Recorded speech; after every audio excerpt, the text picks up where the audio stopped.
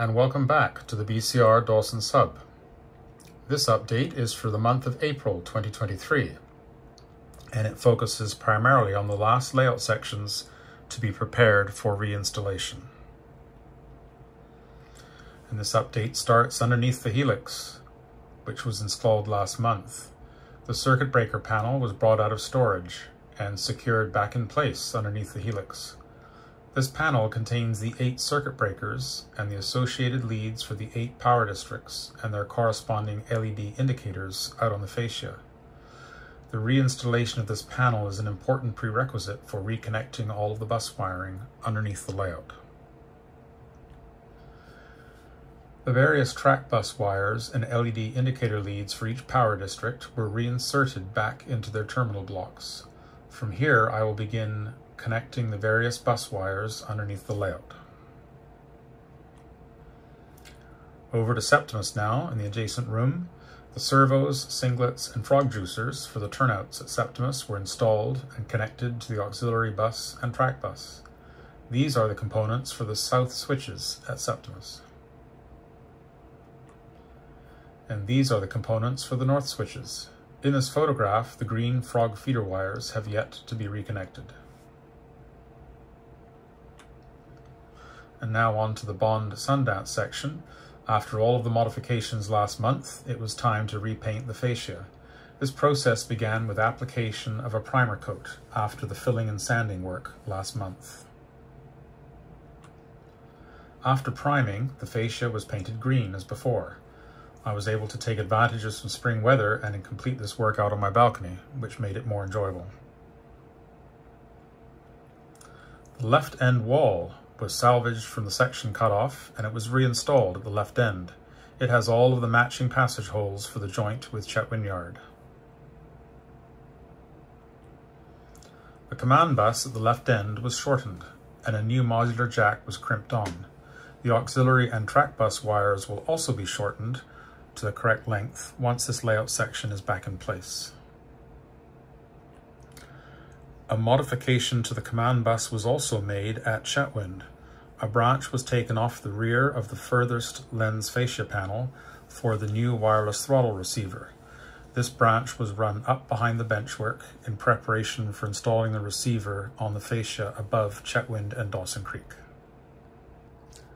While painting the fascia for the Bond Sundance section, I also painted the new control panel mounts for Bond, Sundance, and Septimus.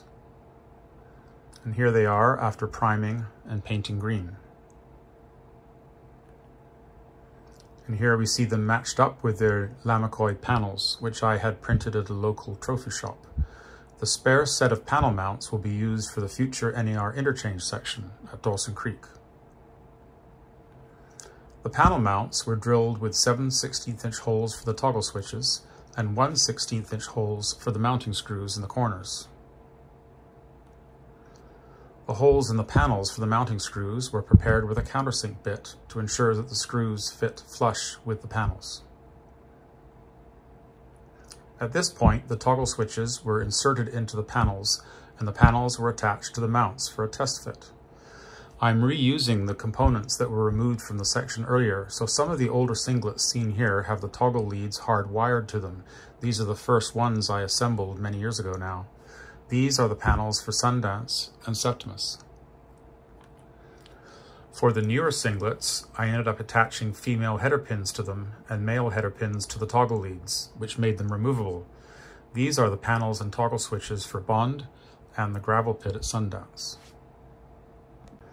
The process of installing the control panel mounts begins with marking out their location on the fascia using painter's tape. A wood block is used as a temporary platform for positioning the panel mount.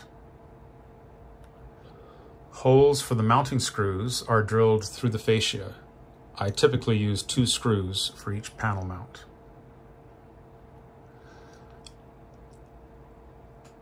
A pair of number 8 screws are then inserted from behind to secure the panel mount in place. A passage hole is drilled through the fascia for the toggle leads. For my older hardwired singlets, the hole needs to be 1/2 inch in diameter for the toggle switches to pass through. For the nearer ones, a 1/8 inch hole is sufficient for the header pins to pass through. The panel mounts are positioned on the wood block and they are secured in place using a screwdriver and a mini wrench. Here is the Septimus benchwork with the 3 panel mounts installed. The center one is for the schematic, so it doesn't require holes for toggle switches. And this is the Bond Sundance section with 7 panel mounts installed for Bond and Sundance. The toggle leads were run to the singlets and secured in place. These are for the Sundance West switch and the Bond South switch. And here are the ones for Sundance East switch, the gravel pit, and the Bond North switch. This view of the Bond Sundance section shows all 7 control panels installed. I am presently installing the control panels on the Bond Sundance section and also for the new layout sections for Septimus in the other room.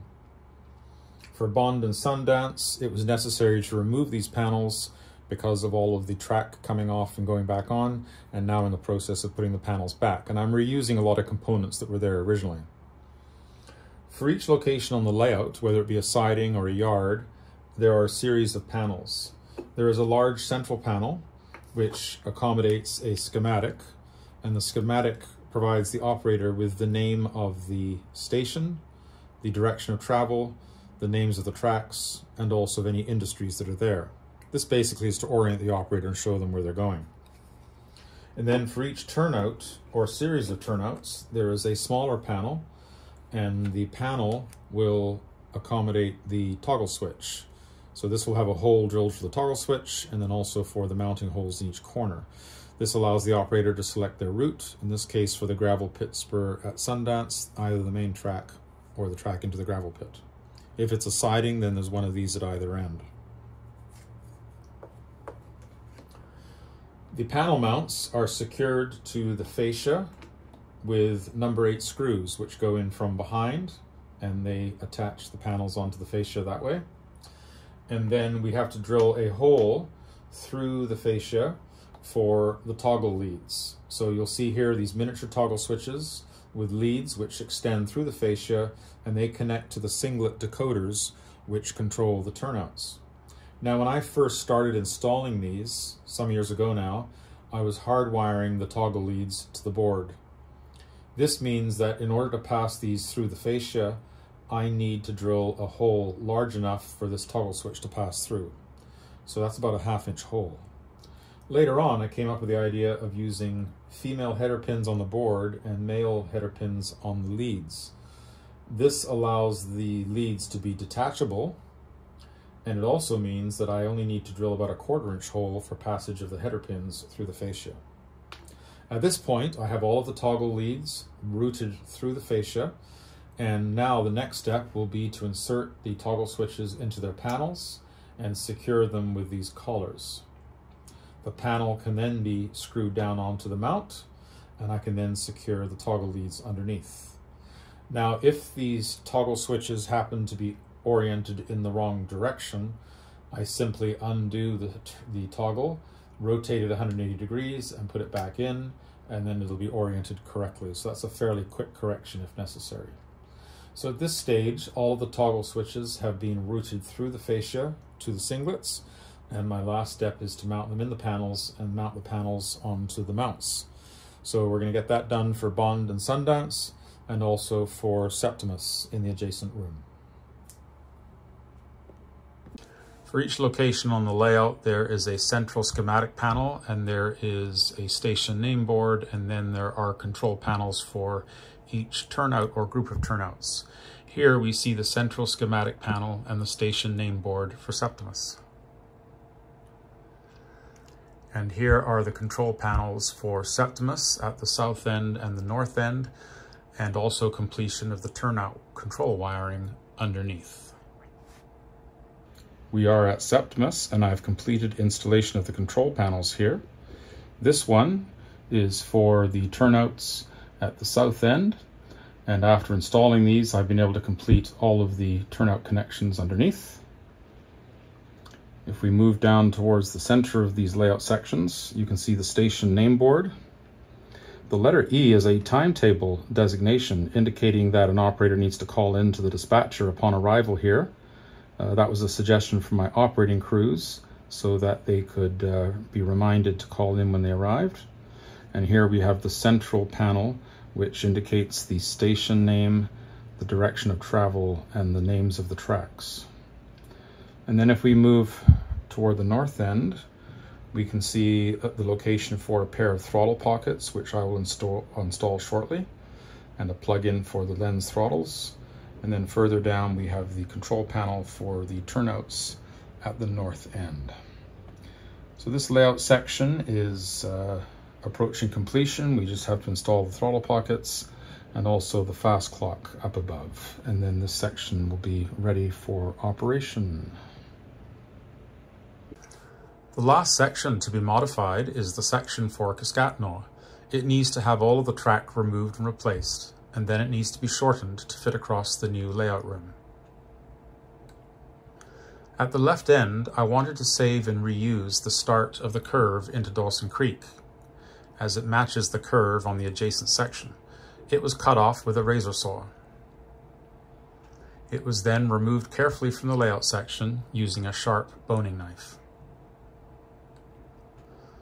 The process of track removal was then continued on towards the bridge.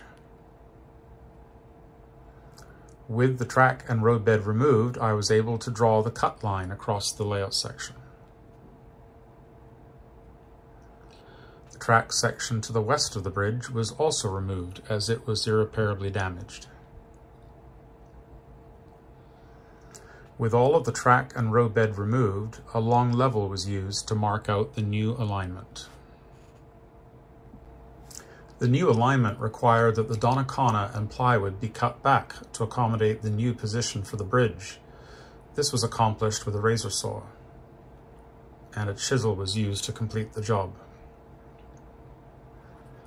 The temporary span for the Kiskatinaw River Bridge is seen here on its new alignment.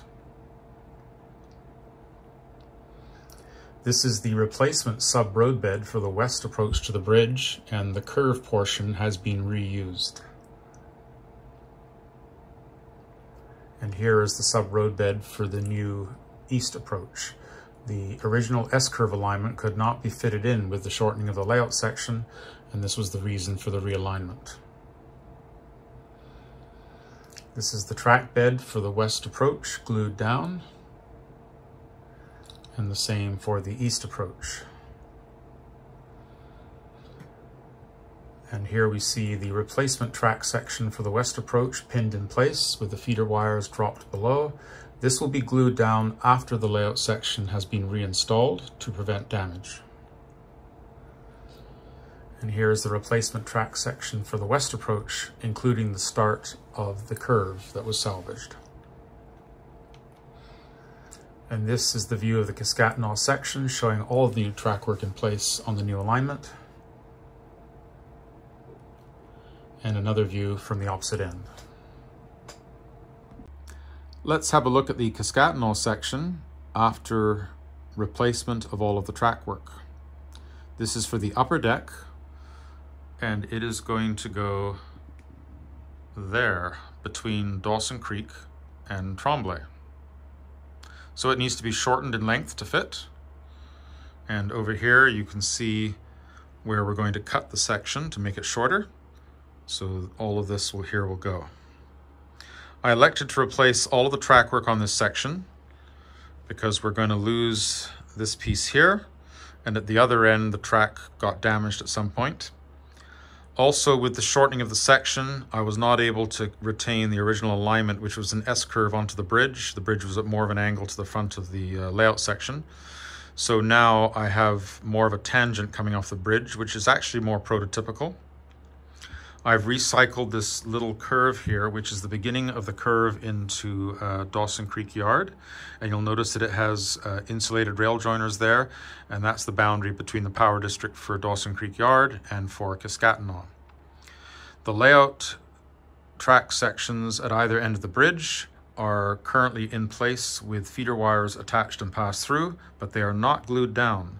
One lesson I've learned is that track sections can be easily damaged when layout sections are being reinstalled, and so what I've elected to do is leave those loose. They'll be removed before the layout section goes in, and once it's in, the track will be reinstalled, glued down, and then the feeder wires can be attached to the bus underneath, and that can all happen fairly quickly. The bridge is a temporary span that's been in use since the layout went into operation in 2018.